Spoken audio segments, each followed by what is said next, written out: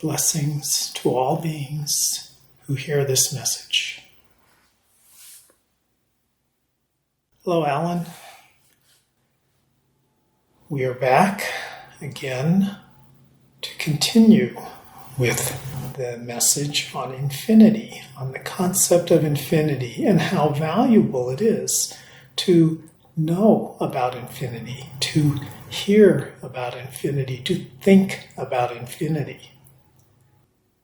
So infinity, it's an interesting word because it takes you beyond the boundaries of all thought. It takes you beyond the boundaries of all words.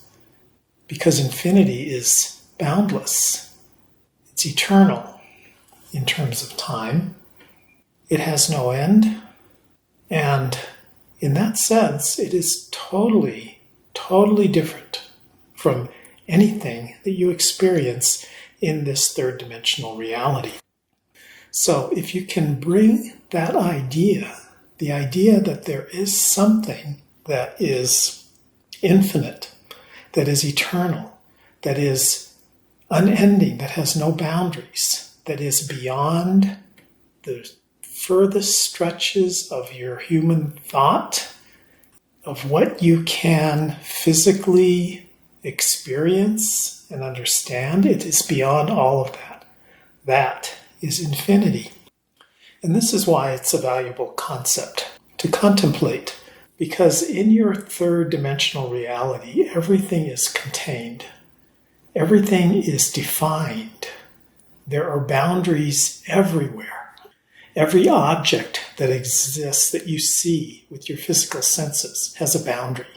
You can touch those boundaries. You can see those boundaries. Every thought that you have has some kind of a boundary. Your physical body has a boundary. And while you must respect those boundaries in this third dimensional reality, while you are living this experience, in the greater reality, there are no boundaries. These boundaries are really, we like to think of them as belief systems that you have. You believe that something exists, and so it exists. This is how reality works. Reality exists because you believe it exists. Physical reality exists because you believe it exists. All realities on all different dimensions exist because the beings in those dimensions believe that those realities exist in the form that they experience them. However, in all cases, we're really dealing with beliefs because everything is the same. Everything is one mass of stuff. And we all experience this mass of stuff in different ways. In fact, in your three-dimensional reality of time and space, you experience everything around you in a certain way from your particular perspective. And at the same time, other people are also experiencing the same thing from their perspectives. Now, if they are aligned with your particular reality, then you and they are sharing experiences. Even though each of your experiences is really very different, there's enough overlap that you can communicate about these experiences. However, there are other beings also in the time-space reality that you are in who are also experiencing the same structures, but in very different ways, because they are in a slightly different dimension. You cannot see them. They cannot see you. The belief systems between you and them are shifted enough so that they're creating their own reality using the same structures that you're using. And so this just shows how important beliefs are in terms of creating your world. Now, when we think about infinity, you can think about the structures that you see when you open your eyes and you look around and you see the buildings, the plants, the trees, the roads, the cars, the sky. You have created all of this in your own single dimension that you exist within, that is totally yours. There's another person sitting next to you, perhaps, or walking by you on the street, who is also experiencing almost the exact same thing as you are. However, they're experiencing it from their perspective. They're also creating it all from their perspective. And yes, you are creating the same car, but you see it different. Each of you sees it in a different way. And it is never 100% exactly the same, because what they are seeing is structured by their belief systems, and what you are seeing is structured by your belief systems. And this is true for every entity within your reality that you share that physical reality with. And because the universe is infinite, the universe can handle that. The universe can create an infinite number of versions of your reality. And it does that. There are 7 billion people on your planet. Each of them has their own version of the planet Earth that is created because it's infinite. 7 billion that's nothing when it comes to infinity. And think of all the animals. Think of all the bugs and the plants. Each of them also is experiencing their own version of this reality, of this thing you call the planet Earth. Now, you're all sharing this, and you all communicate what you're sharing. You're constantly in communication with everything around you, and you come into agreements in terms of how things are going to be presented and how you might be interacting with them. For many, you may have very minimal interactions, but every now and then you might have some significant interaction with some other entity that you've agreed upon at a subconscious level. And that's how your reality works. And it's all because of infinity. Infinity is what allows this, because every experience is different. And there are an infinite number of experiences. And then that puts together this planet, this universe that you experience. But realizing that each person has their own universe. So that's one way of thinking about it. And when you think about it in that way, who are you? Who are you to have this power to create an entire universe? There's only one answer to that. You must be God. You must be all that is. And not only you, but every other sentient being. And we know there's some definitions on your planet as to what is a sentient being, but every being that has any type of awareness of any kind has that ability, because every one of them is a fragment, a fractal of all that is. A fractal being something that reflects the entire being. It's a single particle of that being, but at the same time it reflects the entire being. So if you can realize that, if you can know that, that is enlightenment. That is awakening. That's what awakening is all about, is coming back to know that experience, that you are creating this all, that you are the creator. Now, of course, the next step, if you are the creator, how come I'm creating this and not that? How come I can't have greater control over what I create?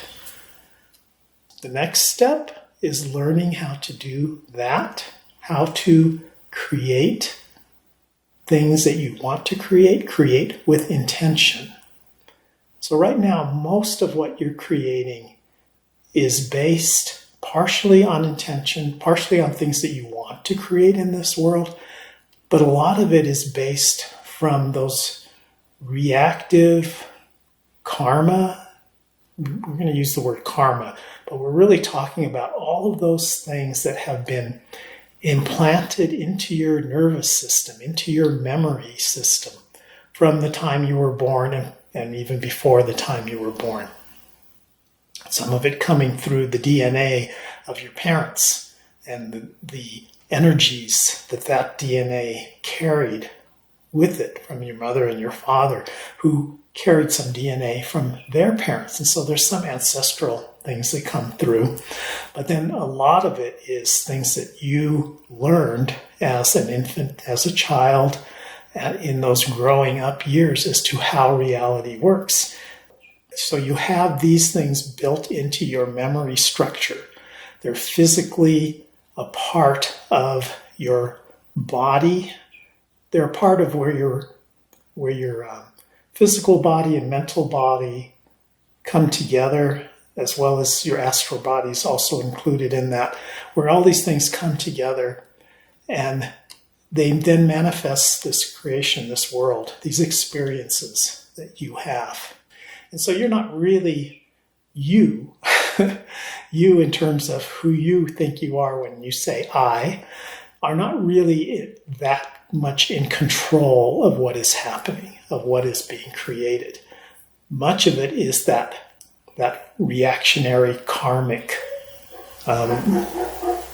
energy that's embedded within your body. And so once you realize that this is what's going on, that I'm creating all of this, and yet I'm also not creating it because so much of what I'm creating comes from this memory structure that's embedded within me, then it comes to basically understanding how to overcome those memory barriers so that you can tap into that infinity. Because yes, you are experiencing this universe, and everybody else is as well, creating their own universes. You are creating this particular one in this particular moment point. Infinity means you can easily change it. You can change it to anything. Anything. Anything you can conceive of. Anything that your imagination can put together can become a reality, which we mentioned the last time we talked about infinity. And what's keeping you from doing that? Well, there are a number of things, but the number one is this karmic memory.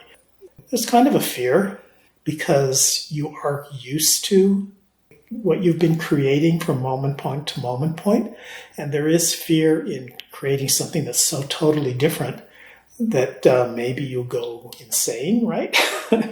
Or other people might think you're insane if it becomes so totally different. What holds things together is that fear of the unknown, of moving into something that's seriously different from what you're accustomed to, what you've become comfortable with, even if that comfortable sense is something that you're not very happy with.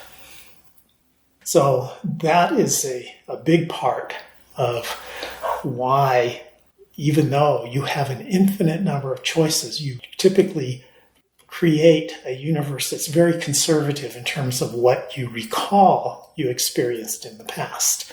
So you're creating, of course, your past and your present and the future at every point. But there is some consistency over time, which is something, of course, you have in this reality. So that's the main thing. So the question is then, how do I break that? Because if there's something I don't like about my current life, how can I change that? Or maybe I'm happy with my current life, but I want to be more awakened. How do I change that? So the way to do that is to focus on the moment point.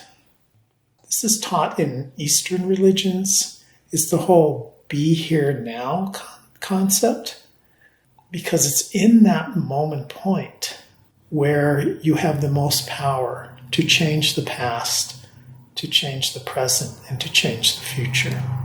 So if you can come into that moment point, if you can quiet your mind, quiet your ego mind, which is really strongly embedded, it really comes totally out of that karmic memory in your body. That's really where your personal ego mind is firmly entrenched.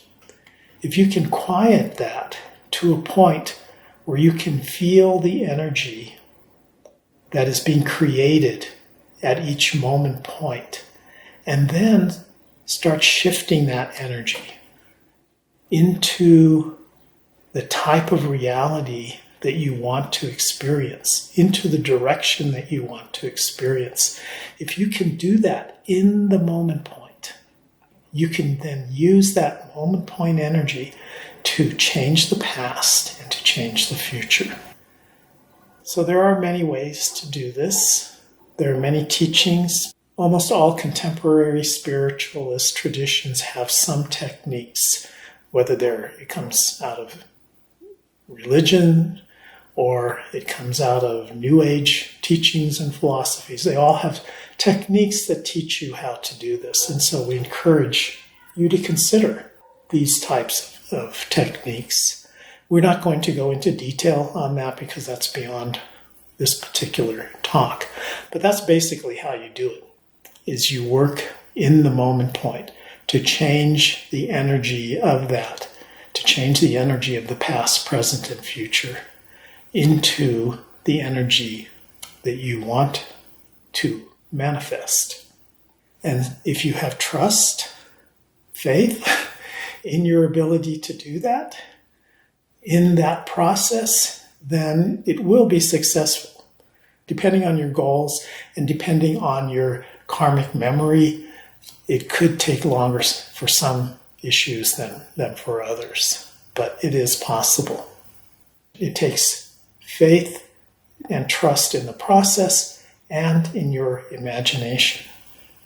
This is the one other thing, this is the last thing we want to mention, is imagination is so incredibly powerful. It is so important in creating your reality, in working with infinity. Imagination is how the new structure is created, is through imagination. Imagination is directly connected to Source, is directly connected to that Atman, to all that is, to that deepest level of existence from which everything comes into reality. You're basically reaching down beyond, again, this is something that's beyond regular thinking, beyond regular reality. You're reaching down and you're pulling up ideas. You're pulling up new concepts, new ways of putting the world together. And so this is really also a very essential part of the whole process of using infinity, because imagination is tapping into infinity. It's coming up with something new. Even though you might be basing it on something that you've seen in the past, it's always going to be new because it's new for you. So how you use that imagination and the value of that imagination. The one last thing, we said that imagination was going to be the last, but there is one more thing we want to mention, and that is integrity. Humans have a lot of desires. Some of those desires are really embedded in their deepest knowledge, experience of who they are. The desire is driven by their purpose for coming into this particular life experience. Other desires are much more superficial. They're based on who or what society, others, tell the individual they want or they should want. And the ego, the small ego, tends to latch on to those kind of desires. And those desires are not really true to the basic, essential being of that individual, of that person. They have a value. They do move you forward. Every desire, every time you achieve something, you do move forward. But sometimes that forward might look more like backwards. So sometimes you may end up going in a very zigzagged direction For example, you may have a desire to do things that are not healthy for your physical body. And so you do that, you fulfill that desire, and then you suffer the consequences. So you've gone in one direction, then you go back in another direction. It's a learning process. Eventually you will learn, and it may take a few lifetimes, but you will learn that that particular desire is actually not so good for you and is not aligned with your true purpose in life. So that's just something to be careful of, that some of these superficial desires that are driven more by others, that are driven more by your small ego rather than your soul ego, your inner self, your higher self motivations. Those are things that you can wish for and you can manifest, and you will manifest them even by using the moment point. But they may not be the best thing for you. So you should try to seek out that highest desire, that highest goal in life, what it is that truly brings joy to you in terms of, yes, this is why I'm here on this planet. This is why I was born into this life. That is the desire that you should be seeking. That is the reality in the life that you should be trying to achieve. So a question to ask yourself is, of the infinite possible experiences that you could have at any moment point, why are you having this experience? Why have you created this experience? What is the lesson to be learned? What is the challenge to be overcome in this particular experience that you have chosen for yourself to experience in this single moment point? We can tell you that the closer you are to knowing your true self, to knowing your infinite self, to knowing your higher self, to being able to be grounded in the silence, in the moment point, the more clear your answer will be to this particular question. It is complicated because you do exist in multiple dimensions, in multiple realities at one time, but ultimately you will benefit. You always benefit. You're always growing, whether it seems that way or not. There's always something to learn from every experience that you have in every moment point. We have a lot more to say on this, so this is part 2 on infinity. We will talk again on this particular topic and bring in some additional thoughts and insights and suggestions. We love you. Thank you for allowing us this opportunity. Namaste.